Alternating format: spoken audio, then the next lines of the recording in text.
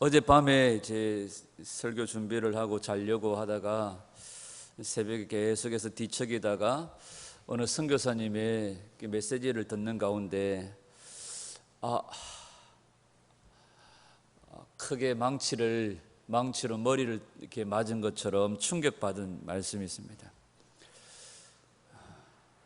초대교회 당시에, 지금은 그런 은사들이 모르겠습니다. 있는지 없는지는 모르겠지만 초대교회 당시에 있었던 은사 가운데 하나가 뭐냐 하면, 사람을 딱 바라보면 그 사람을 엑스레이로 찍은 것처럼 그 사람의 혼의 상태가 다 드러난다는 거예요.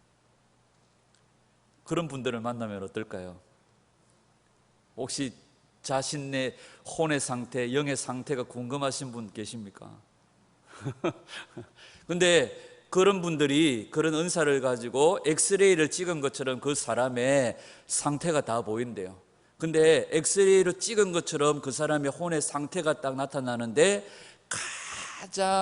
가장 중간에, 가장 마지막까지 버티고 있는 그 사람의 영적인 상태, 혼의 상태의 모습 가운데 심각한 죄가 뭐냐 하면 하나님을 무시하는 거예요.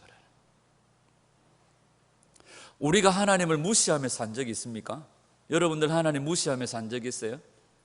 내가 어떻게 하나님을 무시할 수 있습니까? 근데 그분이 그런 말씀들을 하세요. 내가 하나님 앞에서 이렇게 살겠노라고 결단했는데 어떨 때는 몸이 너무 피곤해, 몸이 너무 힘들어서 주님 너무 죄송해요. 그래서 내가 오늘 조금만 자고 나중에 할게요 하고 시간을 흘려버렸던 것들이 하나님을 무시하는 거라. 내가 결단하고 지켜내지 못하고 또 그것을 미루어서 시간을 넘겨버린 것들이 하나님을 무시한 거라고. 그러고 보니까 난 너무 하나님을 무시하고 산 것들이 너무 많은 거예요. 내 육신의 어떤 평안함과 내 육신의 어떤 안위, 내 육신의 안전함을 두고 너무 많이 미루고 했던 것들이 하나님을 무시한 거라. 조금 전에 여러분들이 찬양했던 찬양 가운데 보면 모든 권리 주님께 드린다고 그랬어요. 근데 이게 입술의 고백만이 되어져서는 안 된다는 거예요. 주님, 내가 정말 성경을 매일 정말 코피 나도록 하루에 40장을 읽겠습니다. 목사님이 막 억압적으로 지난 수요일 날 터키 팀하고 파키스탄 팀에게 제가 협박을 했거든요. 여러분들이 사역자가 되려면 최소한 하루에 40장을 읽어야 돼요. 그렇지 않고는 요르단 민족을 사랑한다고 말하지 마라. 우리가 하나님 앞에서 그렇게 했는데 가면서 그때는 파키스탄 친구들인데 오늘은 제가 요르단이라고 바꾼 거예요. 그런데 그 친구들이 가면서 목사님, 제가 결단하고 한번 힘을 내보겠습니다 하고 하나님 앞에 결단을 했는데, 만약에 그것을 내가 너무 피곤해요 하나님 하면서 카톡질은 다 하고 온갖 SNS 온갖 자기 할 것 다 하고 먹을 것 다 먹고 만날 친구 다 만나고 만약에 그렇게 시간을 흘려보낸다면 그것이 하나님을 무시하는 거라. 오늘 왜 말씀을 시작하면서 이 이야기를 시작할까요? 오늘 우리가 에스라서를 살펴볼 때 에스라가 누군지를 아는 것이 이 에스라 전체를 아는데 참 중요합니다. 에스라는 고작 10장밖에 안 돼요. 10장밖에 되지 않는 이 성경 가운데서 이 에스라의 주인공인 에스라가 언제 등장을 하느냐 하면 7장부터 등장을 해요. 그런데 7장에 보면 이 에스라는 하나님의 말씀 율법에 익숙한 학자라고 말하고 7장 10절에 보면 이 에스라가 뭔가를 결단해요. 뭘 결단합니까? 여호와의 율법, 모세의 율법을 연구하고 준행하고 가르치기로 결심을 해요. 그래서 이 에스라를 통하여서 이루어지는 중요한 사역의 내용은 뭐냐 하면 말씀의 회복, 이스라엘의 회복, 그들의 영혼의 회복이에요. 이제 시작했는데 벌써부터 눈 감고 나한테 윙크 보내고 이러면 어떡하지? 웃을 일이 아닌데 이거. 자, 눈 크게 뜨고. 에스라가 결단했어요. 그 에스라의 결단으로 말미암아 이스라엘의 말씀의 회복이 일어나요. 예배의 회복이 일어나요. 성전의 회복이 일어나요. 지난주 말씀드렸는데 이것이 마지막 때에 주님을 맞이할 그리스도의 신부들의 모습이에요. 그러면 오늘 우리가 이 말씀의 회복, 우리의 영혼의 회복, 심령의 회복, 이스라엘의 회복, 이 성전의 회복, 예배의 회복들이 이 마지막 때 일어나게 돼요. 그런데 이 마지막 때 이런 회복들이 있기 위해서는 에스라와 같은 믿음의 결단을 하는 그리스도의 신부들이 일어나야 된다는 거죠. 그런데 그 그리스도의 신부들이 입으로만 모든 권리를 주께 드리오니 나를 받아주십시오, 이렇게만 하고 지나칠 일이 아니라는 거예요. 결단한 것을 살아내는 그건 우리들의 삶이 되어져야 된다는 거죠. 우리가 피곤할 수 있어요. 우리가 힘들 수 있습니다. 어려울 수 있습니다. 그러나 주님 앞에 목숨을 걸고 내가 결단한 것을 지켜내려고 하는 그런 청년들이 되고 우리 성도들이 되어야 될 줄 믿습니다.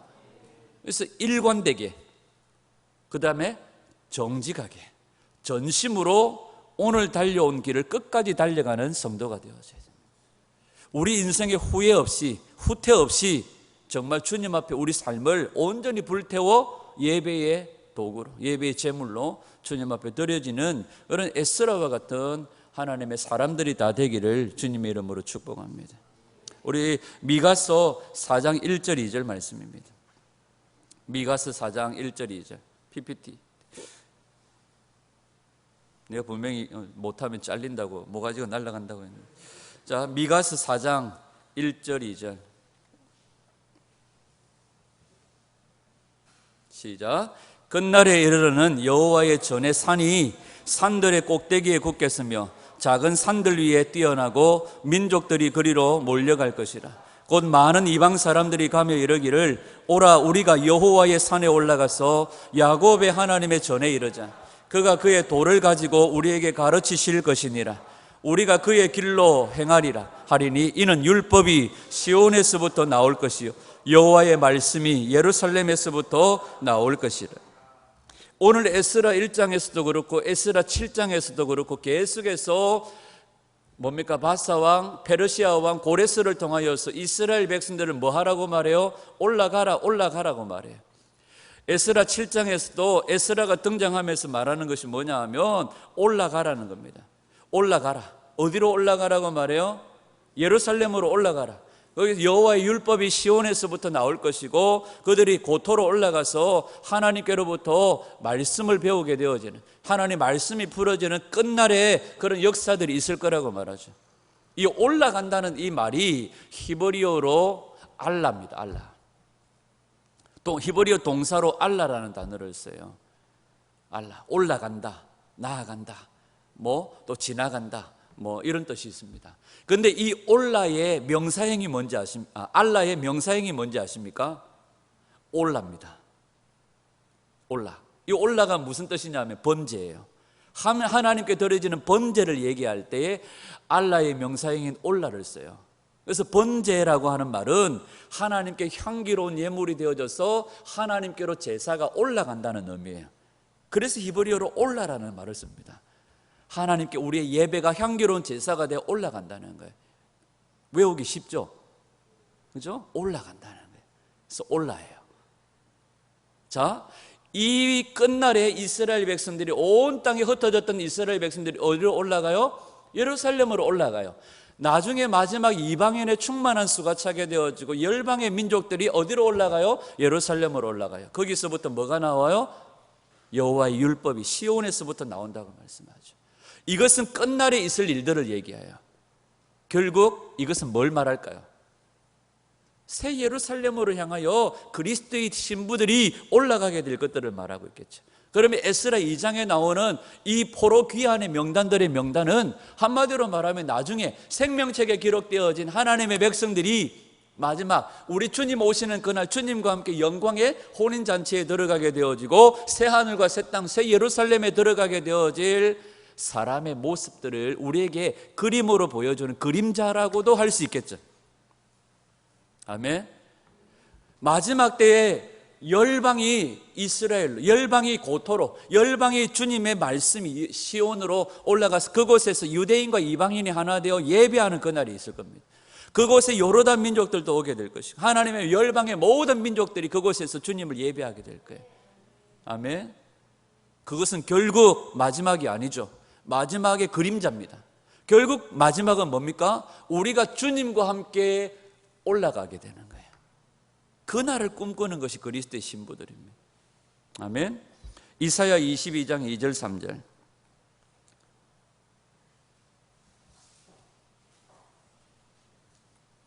이사야 22장 2절 3절. 바로 그 다음에 있는, 시작. 이사야 그 다음, 시작. 말일에 여호와의 전에 산이 모든 산 꼭대기에 굳게 설 것이요 모든 작은 산 위에 뛰어나리니 만방이 그리로 모여들 것이라. 많은 백성이 가며 이르기를 오라 우리가 여호와의 산에 오르며 야곱의 하나님의 전에 이르자. 그가 그의 길을 우리에게 가르치실 것이라. 우리가 그 길로 행하리라 하리니 이는 율법이 시온에서부터 나올 것이요 여호와의 말씀이 예루살렘으로부터 나올 것이라. 분명히 다른 선지자가 기록한 글이에요. 앞에 것은 미가 선지자가 기록한 거, 이건 이사야가 기록한 거예요. 동일한 말씀들을 하고 있어요. 미가는 끝날에, 이사야는 말일에. 이 말일이 언제를 얘기합니까? 마지막 때를 얘기해요. 주님 오시는 그날입니다. 아멘. 예레미야 50장 8절을 한번 보십시다. 예레미야 50장 8절. 그 다음, 시작. 너희는 바벨론 가운데서 도망하라. 갈대아 사람의 땅에서 나오라. 양떼에 앞서가는 순념소같이 하라. 이렇게 말해요. 바벨론에서 도망하라고 말해요. 너희는 갈대아 사람의 땅에서 나오라고 말하죠. 무엇을 말하느냐? 마지막 때 말일의 끝날에 그곳으로부터 나와 예루살렘으로 들어간다는 것은 이스라엘의 회복을 얘기하는 것도 맞죠. 그런데 마지막 때 오늘 우리들에게 비추어 보면 이건 뭘 말할까요? 바벨론 시스템으로부터 떠나라는 거예요. 여러분, 우리가 알게 모르게 우리 삶 가운데 나는 지금 페르시아에 있지도 않습니다. 나는 바벨론에 있지도 않습니다. 그러나 오늘 우리는 엄청나게 많은 바벨론 시스템 속에서 살아가요. 그 바벨론의 시스템으로부터 떠나라는 거예요. 이 말이 계시록에도 나옵니다. 계시록 18장 4절 말씀, 시작. 또 내가 들으니 하늘로부터 다른 음성이 나서 이르되 내 백성아 거기서 나와 그의 죄에 참여하지 말고 그가 받을 재앙들을 받지 말라. 아멘. 오늘 우리가 가장 중요한 것은 우리의 영혼의 회복이에요. 심령의 회복이에요. 그러면 바벨론 시스템으로부터 우리가 벗어나야 돼요. 그것이 뭔지를 우리가 깨달아 알아야 됩니다. 예배보다도 세상의 즐거움들이 더 좋아요.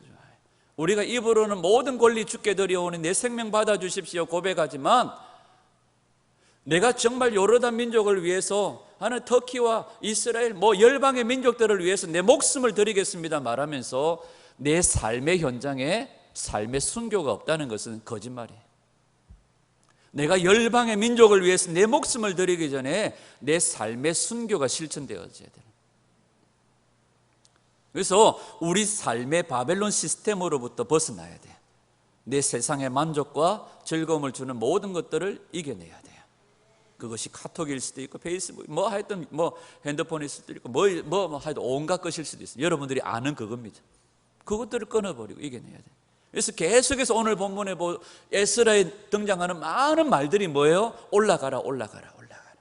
이것은 결국 마지막 때에 이스라엘 백성들이 바벨론에서 포로에서 귀환되어져서 자기 고토로 올라갈 것을 말하지만 오늘 우리 성도들에게는 뭘 말해요?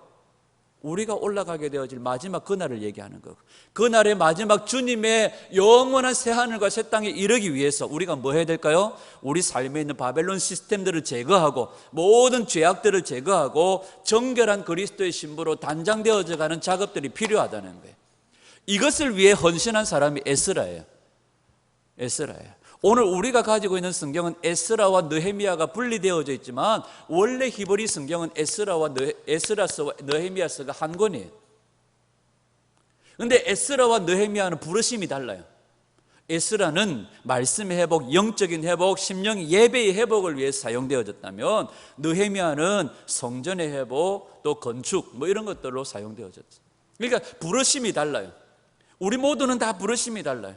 그죠? 여러분들이 요르단의 민족들을 위해 부르심을 받았지만 또 그 안에서 여러분들이 사용되어지는 것들이 다 다를 거예요. 우리 각자의 부르심들이 있다는 것이. 여기 있는 친구들 가운데서 또 열방의 요르단을 향하여서 나가는 친구들도 있겠지만 나중에 주저앉아가지고 주방을 섬기는 친구들도 있을 거예요. 열방을 섬기는 친구들이 있는 반면에 주방을 섬기며 아기 낳고 살면서 요르단 민족을 위해 중보하는 친구들도 있겠죠. 그러나 그게 다 나보다 좋다가 아니에요. 우리의 각자의 부르심이 다르다는 거죠. 성경을 한 군데 더 볼까요? 에스라 7장 1절입니다. 에스라 7장 1절 시작. 7장 1 시작. 이 일 후에 바사왕 아닥사스다가 왕위에 있을 때에 에스라라 하는 자가 있느니라. 그는 스라야의 아들이요 아사랴의 손자요 힐기야의 정손이요. 5절에서 6절 시작. 아비수아의 13대 손이요 비느하스의 14대 손이 엘르아살의 15대 손이요 대제사장 아론의 16대 손이라. 이 에스라가 바벨론에서 올라왔으니 그는 이스라엘의 하나님 여호와께서 주신 모세의 율법에 익숙한 학자로서 그의 하나님 여호와의 도우심을 입음으로 왕에게 구하는 것은 다 받는 자이더니. 아멘. 에스라는 아론 제사장의 16대 손이에요. 정통 제사장의 가문이죠. 아론의 16대 손이고요. 에스라를 소개하면서 뭐라고 소개합니까? 그는 모세의 율법에 능통한 익숙한 학자라고 얘기해요. 그래서 제가 지난 수요일날 이 말씀을 가지고 파키스탄을 섬기는 친구들과 터키를 섬기는 친구들에게 우리가 하나님 말씀에 익숙하려면 얼마나 성경을 읽어야 될까? 한 명이 당돌하게 10장이요 이러더라고요. 그래서 아니다. 성경이 사고가 되려면, 우리 사고가 되려면 최소한 성경을 권으로 읽어야 된다. 그러니까 하루에 창세기, 하루에 출애굽기, 하루에 민수기, 하루에 신명기 이렇게 읽어야 된다. 그래서 이해하기 쉽도록 하루에 많이는 읽지 말고 38장만 읽어라. 제가 이랬는데 아이들이 그냥 소망을 잃어버리더라고요. 요르단 친구들에게 동일해요. 여러분들이 요르단 민족을 사랑한다면 그들을 살릴 수 있는 건 다른 것 없어요. 생명의 복음이에요. 그러면 이 복음이 우리에게 사고가 되려면, 이 성경이 내게 사고 체계로 내게 장착이 되려면 하루에 얼마만큼? 많이는 읽지 마세요. 38장. 그러면 한 달에 성경을 읽도록 수 있어요. 그러면 왜 와 그러지? 자꾸 이러면 또 이렇게 복습해야 되잖아요. 여러분들이 휴대폰을 계속 들여다보고 있든지 안 보고 있든지 시간 확인하고 메시지 확인하고 열었다 닫았다 열었다 닫았다 하루에 얼마나 시간을 보내는지 압니까? 최소한 3시간에서 4시간이에요. 평균 3시간이에요. 하루에 성경 38장을 읽으려면 시간이 얼마나 소요될까요? 1시간 반에서 2시간이면 돼요. 근데 휴대폰은 3시간, 4시간 한다. 오늘 얘기가 이건 아닌데. 자, 아론의 16대 손이에요. 그는 무엇에 익숙한 자다? 율법, 하나님 말씀에 익숙한 자라고 말해요. 그 다음에 에스라를 소개하면서 그는 어디에 있든지 아버지의 하나님이 함께 하시고 하나님의 도우심을 입는 자더라 이렇게 말하죠. 그래서 에스라의 이름이 뜻이 뭐라고요? 하나님의 도움을 받는 자라는 뜻이에요. 이 에스라는요 10장밖에 안 되는데 에스라가 7장에 등장해요. 그만큼 어떻게 보면 겸손하다고도 말할 수 있겠죠. 그런데 에스라 1장에 보면 페르시아 왕 고레스가 이 바벨론의 포로로 잡혀왔던 이스라엘 백성들 다 올라가라고 명령을 합니다. 다 올라가라고 명령하는데 지난주에도 말씀 나누었던 것처럼 이 페르시아 왕 고레스가 무엇 때문에 그런 마음을 갖게 된 겁니까? 하나님의 감동을 받아서 그런 일들을 했다고 말해줘. 그 다음에 하나님의 감동을 받은 이스라엘 백성들이 바벨론에서 어디로 올라와요? 예루살렘으로 올라오는 일들이 일어납니다. 여러분, 유다와 베냐민 족장들과 제사장들이 하나님께 감동을 받아 예루살렘 성전을 건축하고요, 하나님의 감동을 받은 고레스가 이스라엘 백성들을 포로에서 귀환하게 하고요, 감동을 받은 하나님의 사람들이 성전을 건축하고 하나님의 일들을 하는 일들을 보게 되어지죠. 이 마지막 때에 이것이 너무너무 중요해요.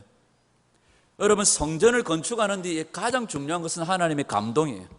페르시아 왕 고레스가 하나님의 감동으로 올라가라. 하나님 감동받은 자들이 바벨론 생활을 다 버리고 바벨론 시스템을 다 버리고 예루살렘으로 올라와요.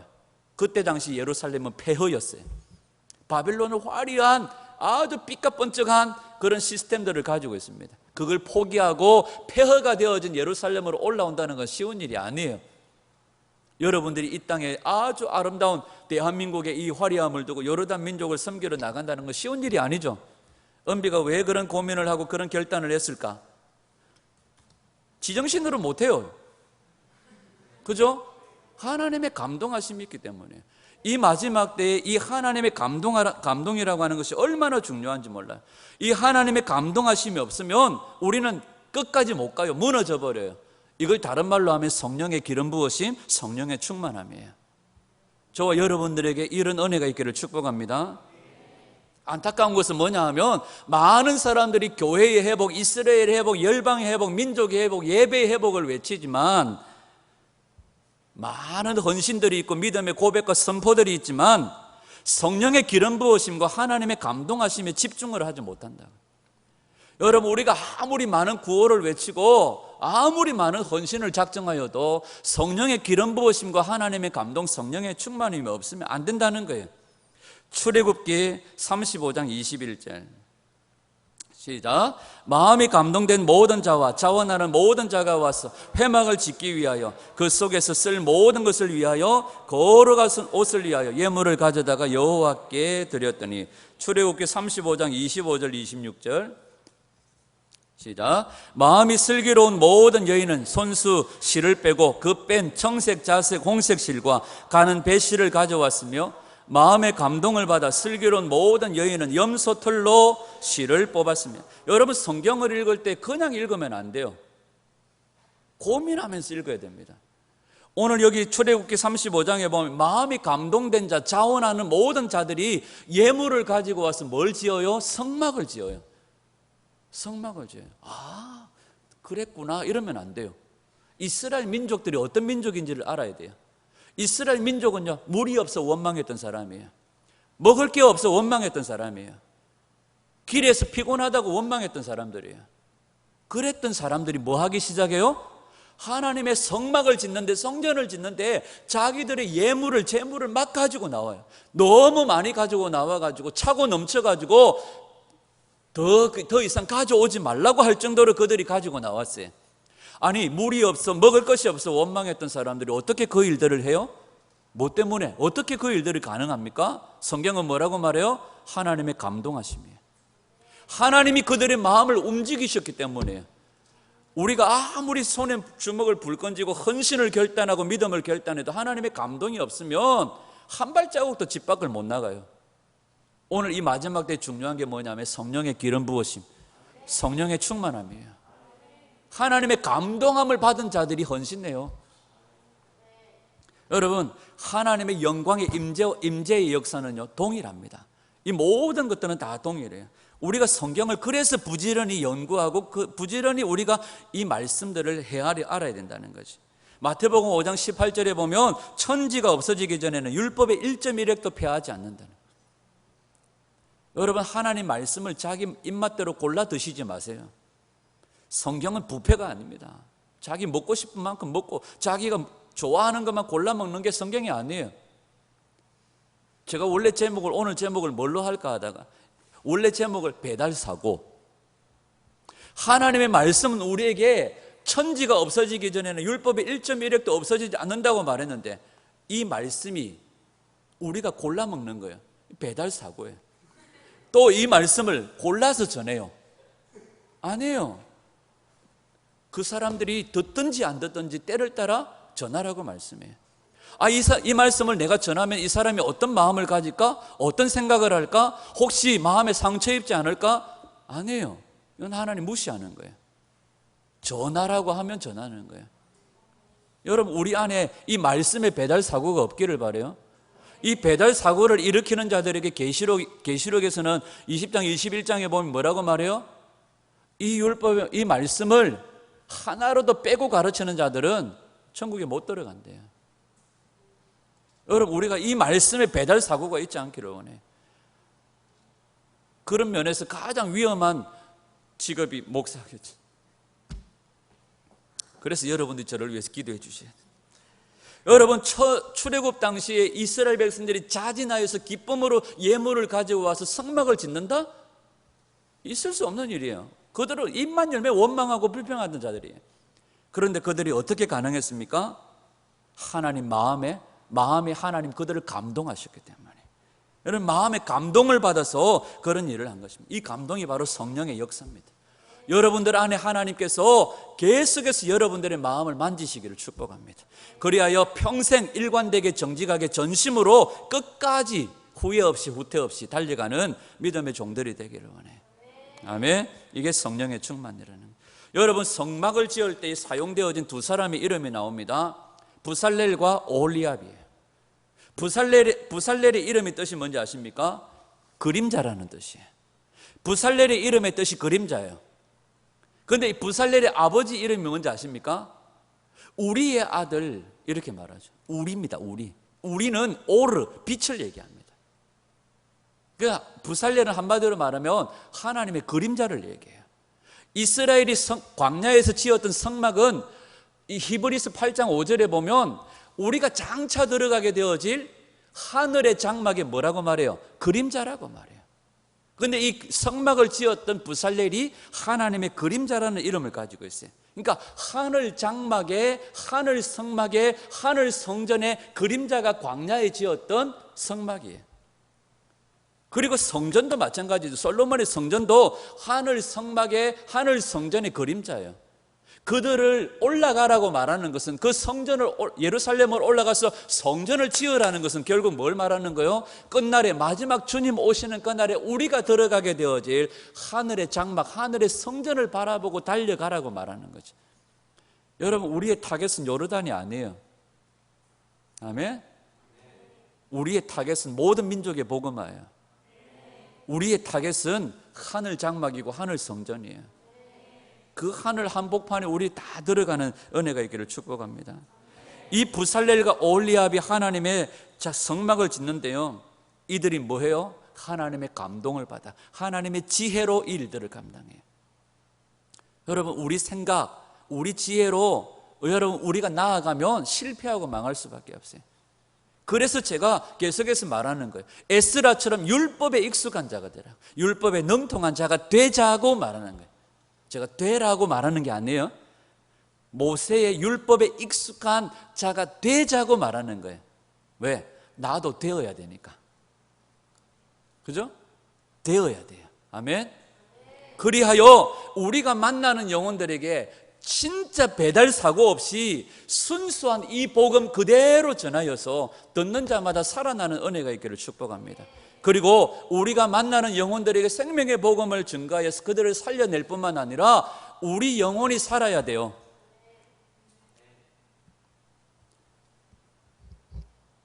우리가 살아야 돼요. 우리가 전하고 우리가 망하면 끝이잖아요. 그러기 위해서는 우리가 뭐 해야 될까요? 하나님의 감동을 받아 끝까지 이 일들을 감당해야 돼요. 나중에 보면 이 에스라서에 보면 성전을 건축하는 일에 방해하는 자들이 나와요. 반대하는 자들이 나와요. 이 반대하는 자들도 누군가에게 감동을 받았겠죠. 누구의 감동을 받았을까요? 마귀 사탄의 감동을 받았겠죠. 이들의 반대가 얼마나 주도 면밀하고 얼마나 세밀한지 아십니까? 하나님의 일을 방해하는 자들이 얼마나 주도 면밀하고 얼마나 세밀하게, 얼마나 디테일하게 이들이 반대하는 줄 알아요? 누구의 감동을 받아? 마귀의 감동을 받아. 그런데 하나님의 일을 한다는 사람이 하나님의 감동 없이 일을 할 수 있어요? 아니요.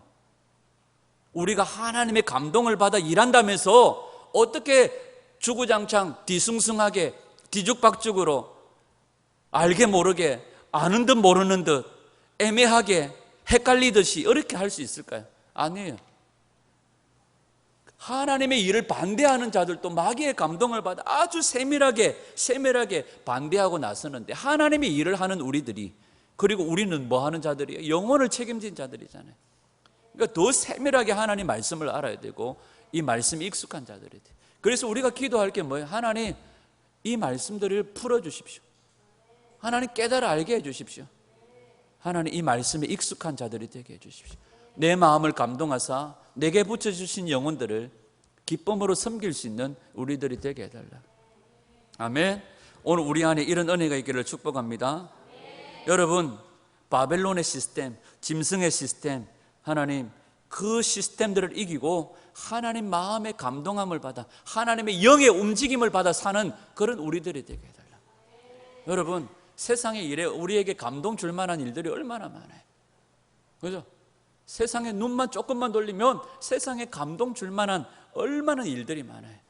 오죽하면 야당의 국회의원, 야당의 비대위원이 오죽하면 이 나라에 인물이 하도 없었는지 다음 차기 대통령 후보로 백종원 씨, 그 사람 정도면 대통령 감이 되지 않겠냐. 백종원 씨가 저기 충남 서산에 있는, 서산인가요? 거기 고등학교 이사장이, 서산고등학교인가? 어디 이사장이, 그 이사장으로 있으니까요, 그 고등학교는 급식이 거의 뭐 하여튼 백종원 스타일이 엄청나게 푸짐하게 나. 그런 사람이 대통령이 되면 어마무시하게만 배부르겠죠. 잘 살 것 같죠. 아니에요. 여러분, 우리가 이 땅에 누구든지 하나님의 감동하심을 따라 하나님의 일들을 바라보며 하나님 목적하신 일들을 바라보며 하나님의 뜻을 이루어가는 일에 사용되어지지 않으면 아무짝에 쓸모없어요. 우리 모두가 하나님의 영의 움직임을 받는, 성령의 움직임을 받는, 성령의 감동함을 따라 살아가는, 그리하여 지금은 우리가 이 땅에서 그림자일 뿐이지만, 이 땅에서 그림자이지만 하나님의 성막을 잘 짓고 성전을 회복하여 진짜 완전한 성전인 새 예루살렘과 새 땅에 다 들어가는 은혜가 있기를 축복해. 고린도전서 3장 16절에 보면 우리를 뭐라고 불러요? 성령이 거하신 하나님의 성전이라고 말해. 그러면 우리의 성전이 회복되어져야 되겠지. 아멘. 여러분들이 하나님의 성전으로서 온전한 회복들이 일어나기를 원해. 에스라가 보여주는 것이 바로 이거예요. 성전의 회복이에요. 그리고 우리 안에 뭐가 회복되어져야 될까요? 말씀의 회복이에요. 그 다음에 뭐가 회복되어져야 될까요? 예배의 회복이에요. 아멘. 우리가 주구장창 노는 일에는 밤이 가는 줄도 몰라요. 저는 오늘 밤이 기대가 돼요. 왜 기대가 될까요? 요르단 친구들이 오늘 밤이 마지막 밤이거든. 그래서 이 친구들이 얼마나 일찍 잘까 늦게 잘까 제가 고민스러워요. 어제도 보니까 새벽 내 들락날락 막 뭘 먹었는지 막 화장실 들락날락 그러고. 여러분, 우리 인생이 오늘 마지막 날인 것처럼 주님 앞에서 성전의 회복, 성전된 우리의 회복, 예배의 회복, 말씀 회복. 그래서 에스라처럼 하나님의 말씀을 깊이 연구하고 준행하고 살아내는. 여러분, 이 에스라가 율법을 연구, 준행, 가르치기로 결심한 것이 이 에스라만의 고백이 아니에요.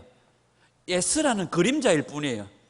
이 율법을 연구하고 살아내고 가르쳤던 분이 계세요. 사도행전 1장에 보면 예수님이 행하시고 가르치시기 시작하신부터 누가가 펜을 들어서 기록했다고 말하죠. 우리 예수님이 바로 이 땅에서 행하시고 가르치시고 살아내셨던 분이세요. 바로 예수님의 그림자로 에스라가 등장하는 거예요. 그러면 우리는 예수 그리스도가 우리 삶의 모델이 되어져요. 그래서 우리 삶은 예수님의 삶이 있는 그런 우리들이 되어져야 되죠. 예수님의 삶이 뭐예요? 다른 거 기억할 필요 없습니다. 그분은 행하시고 가르치셨어요. 여러분, 우리가 이런 삶을 사십시다. 하나님의 말씀을 행하고 가르치는 거예요. 살고 가르치는 거예요. 여러분, 이게 요르단 민족에게, 열방의 모든 민족에게 동일하게 우리가 살지 않고 가르친다는 것 참 부끄럽죠. 제가 그런 사람이에요. 우리가 행하고 가르치는 그런 사람이 될 수 있도록 하나님께서 우리의 영을, 하나님의 영이 우리를 감동시키시고 움직여 가시는 은혜가 있기를 축복합니다. 하나님의 영이 운행하시는 은혜가 있기를 축복합니다. 창세기 1장에 보면 하나님의 신이 수면 위에 운행하시더라. 하나님의 신이 수면 위에 운행하시더라. 이게 히브리어 용법으로 보면 하나님의 신, 하나님의 영이 날개짓하며 그 어둠과 흑암과 혼돈이 가득한 그 수면 위를 운행하신다는 거예요. 하나님의 영이 그 수면 위를 운행하실 때 무슨 사건이 일어나요? 천지 창조 사건이 일어나요. 여러분, 우리 삶 가운데 하나님의 영이 움직이시기를. 아멘. 베데스다 연못가에 물이 움직일 때에 들어가는 자들이 나음을 입었던 것처럼 하나님의 영이, 성령이 우리를 움직여 하나님 가라 하는 곳에 가고 멈추라는 곳에 멈추고 하라 하는 일들을 하고 이 말씀을 행하고 가르치는 믿음의 종들이 되어졌어. 지금은 비록 우리가 그림자일 뿐이지만 진짜 성전인 새 예루살렘과 새 성전에 다 들어가서 하늘 그 한복판에서 우리 모두가 다 만나 주님을 예배하고 영원토록 주님을 섬기는 그런 저와 여러분들의 삶이 되어질 수 있기를 주님의 이름으로 축원합니다. 기도하겠습니다.